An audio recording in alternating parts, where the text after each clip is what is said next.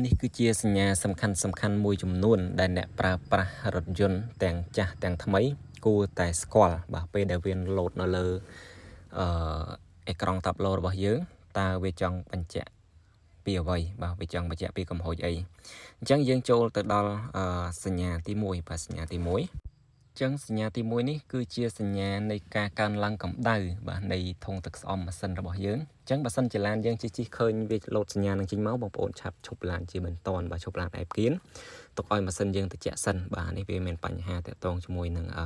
ធុងទឹកស្អំម៉ាស៊ីនបាទ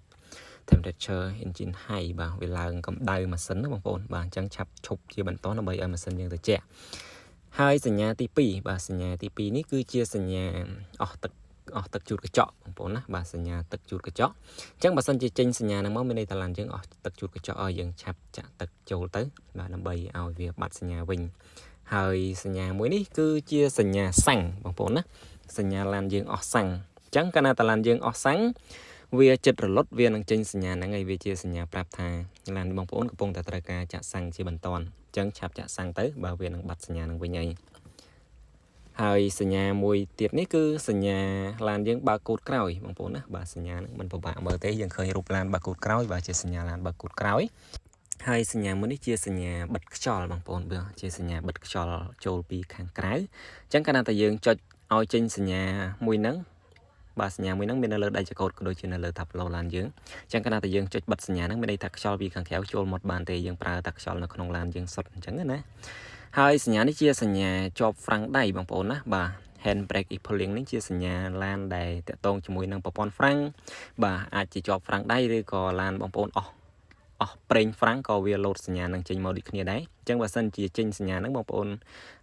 មើលទៅលើប្រេងហ្វ្រាំងក៏ដូចជាមើលហ្វ្រាំងដៃបងប្អូនមានជាប់អត់ហើយចូលមកដល់សញ្ញាបន្ទាប់នេះជាសញ្ញាប្រព័ន្ធពងសុវត្ថិភាពមានបញ្ហាហ្នឹងហើយអញ្ចឹងបើសិនជាចេញប្រព័ន្ធហ្នឹងបងប្អូនឲ្យជាងគេមើលទៅបាទហើយសញ្ញាមួយទៀតនេះបងប្អូនបាទជាសញ្ញាដូចជាគោរពប្រេងអញ្ចឹងហើយមានទឹកតន្តក់មកហ្នឹងគឺជាសញ្ញាបញ្ជាក់ថាប្រេងម៉ាស៊ីនរបស់បងប្អូនហ្នឹងគឺធ្លាក់ដល់ចំណុចបាតហើយឬក៏អស់ប្រេងម៉ាស៊ីនពីប្លុកម៉ាស៊ីនអញ្ចឹងទៅអញ្ចឹងបងប្អូនឆាប់មើលបាទឆាប់អែបឡានឆាប់មើលឆាប់ថែមប្រេងឆាប់អីអញ្ចឹងណាបាទជៀសវាងមានបញ្ហាហើយសញ្ញាបាទ car battery is low នេះជាសញ្ញាភាគច្រើនតាក់ទងជាមួយនឹងអាគុយធ្លាក់ខ្សោយបងប្អូនណាហើយសញ្ញាហ្នឹងចេញមកភាគច្រើនគឺឡានយើងខូចឌីណាម៉ូសាក់ចូលទៅក្នុងអាគុយបាទភាគច្រើនគឺខូចសញ្ញាខូចឌីណាម៉ូសាក់ហើយវាចេញសញ្ញានឹងមកហើយអញ្ចឹងបងប្អូនមើលតាក់ទងជាមួយនឹងអាគុយប្រព័ន្ធអាគុយណាបាទហើយសញ្ញា ABS បាទ ABS system នេះគឺតាក់ទងជាមួយនឹងប្រព័ន្ធហ្វ្រាំងនឹងឯងបាទប្រព័ន្ធហ្វ្រាំង ABS ឲ្យតែតាក់ទងជាមួយនឹងប្រព័ន្ធហ្វ្រាំងបងប្អូនឆែកមើលទៅបាទចេញសញ្ញា ABS បងប្អូនប្រយ័ត្នតិចបាទឲ្យឆែកមើលសពគ្រប់តាក់ទងជាមួយនឹងប្រព័ន្ធហ្វ្រាំងណាមួយមានបញ្ហាក៏វាអាចលោត ABS នឹងចេញមកដែរបាទអាចមើលតាមកូដហ្នឹងទៅ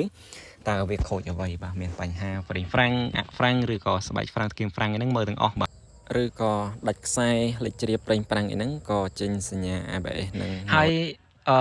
សញ្ញាមួយនេះបាទសញ្ញារូបកៅអីមានមួយឆ្នោតហ្នឹងបាទគឺសញ្ញាបងប្អូនមិនពាក់ខ្សែក្រវ៉ាត់អញ្ចឹងសញ្ញាហ្នឹងកាលណាតែវាអត់ពាក់យើងអត់ពាក់ខ្សែក្រវ៉ាត់គឺវាលោតសញ្ញាហ្នឹងមកហើយប្រាប់ឲ្យដាស់តឿនឲ្យយើងពាក់ខ្សែក្រវ៉ាត់ទៅណាបាទអញ្ចឹងបើសិនជាចេញសញ្ញាហ្នឹងបងប្អូនឆាប់ពាក់ខ្សែក្រវ៉ាត់ទៅវាបាត់ហើយបើចេញសញ្ញាខៀវឆ្នោតបែបនេះគឺជាសញ្ញាហ្វាបងប្អូនណាអាហ្នឹងជាសញ្ញាភ្លើងហ្វាអញ្ចឹងកាលណាតាឡានយើងឃើញសញ្ញាហ្នឹងនៅលើតាប់ឡូបងប្អូនគួរតែតម្លាក់មកវិញមកណាបាទដើម្បីជៀសវាងការចាំងភ្នែកបាទទៅលើអ្នកដទៃព្រោះថាសញ្ញានេះយើងបើកតែសម្រាប់ផ្លូវដែលរាងស្លាស់ទេហើយសញ្ញាHigh pressure warning នេះជាសញ្ញាតាក់ទងជាមួយនឹង sensor វ៉ាល់កង់វាអាចថាកង់បងប្អូនធូរឬក៏កង់បងប្អូនលើសខ្យល់បើកង់ណាមួយមិនប្រក្រតីខ្យល់តិចឬខ្យល់ច្រើនគឺវាខុសសម្ពាធគ្នាអញ្ចឹងវានឹងចេញសញ្ញានឹងមកហើយមួយទៀតក៏អាចករណីខូច sensor វ៉ាល់ក៏វាចេញសញ្ញានឹងដូចគ្នាដែរហើយសញ្ញាមួយនេះជាសញ្ញារូបផ្លូវរអិលបងប្អូនណាបាទជាសញ្ញាផ្លូវរអិលអញ្ចឹងបើសិនជាយើងជិះផ្លូវរាងអាលែកហើយកាត់ចង្កូតឆ្វេងស្ដាំផ្លូវអាលែកចុះអាលែកឡើងក៏វានឹងចេញសញ្ញានឹងដូចគ្នាដែរហើយកាលណាតែចេញសញ្ញាហ្នឹងគឺមានន័យថាឡានយើងកំពុងតែព្យាយាមទប់លំនឹងមិនសូវជាបានល្អទេអញ្ចឹងបងប្អូនរៀងបន្ថយល្បឿនតិចទៅបាទដើម្បីសុវត្ថិភាពរបស់យើងទាំងអស់គ្នាហើយសញ្ញាជាបន្ទាប់នេះបាទ starting car system abnormal នេះមានន័យថាប្រព័ន្ធម៉ាស៊ីនបើប្រព័ន្ធម៉ាស៊ីនយើងវាមិនប្រកក្តីនៅចំណុចណាមួយហើយបើប្រព័ន្ធចំហេះរបស់យើងណាអញ្ចឹងបងប្អូនទៅឲ្យជាងគេ scan គេ check មើលទៅបាទតើវាមិនប្រកក្តីនៅចំណុចណាដោយសារបញ្ហាហ្នឹងវាមានច្រើនករណីហើយ parking sensor is on នេះគឺតកតងជាមួយនឹង sensor របស់ឡានយើងបាទវាចិត្តបុកប៉ះអ្វីមួយគឺវានឹងលោតជាសញ្ញានឹងប្រាប់យើងហើយបាទអញ្ចឹងវាជាសញ្ញាការពារសុវត្ថិភាពហើយសញ្ញាចុងក្រោយគេនេះបាទ power steering loss of power បាទវាជាសញ្ញាបាទតកតងជាមួយនឹងប្រព័ន្ធចកោតរបស់យើងនឹងគឺមានបញ្ហាអញ្ចឹងបើសិនជាវាចេញសញ្ញានឹងមកក៏បងប្អូនឆាប់ឲ្យជាងគេត្រួតពិនិត្យមើលទៅបើជិះវាងគ្រោះថ្នាក់ដោយប្រការណាមួយផ្សេងអញ្ចឹងមានប៉ុណ្ណឹងបងប្អូនសម្រាប់ការបង្ហាញនៅសញ្ញានៅលើតាប់ឡូឡានបើសិនជាមានកំហុសខុសឆ្គងខ្វះខាតត្រង់ណាសូមបងប្អូនជួយបំពេញក៏ដូចជាជួយកែតម្រូវទាំងអស់គ្នាអរគុណច្រើន